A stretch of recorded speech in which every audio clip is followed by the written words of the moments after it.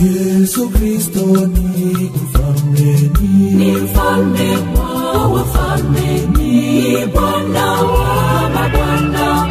Utawala wake si wa dunia hii, utawala wake ni wa mbinguni. Utawala wake si wa dunia hii. Yesu Kristo ni mfalme, ni mfalme wa wafalme, ni Bwana wa mabwana. Utawala wake si wa dunia hii, utawala wake ni wa mbinguni. Utawala wake si wa dunia hii.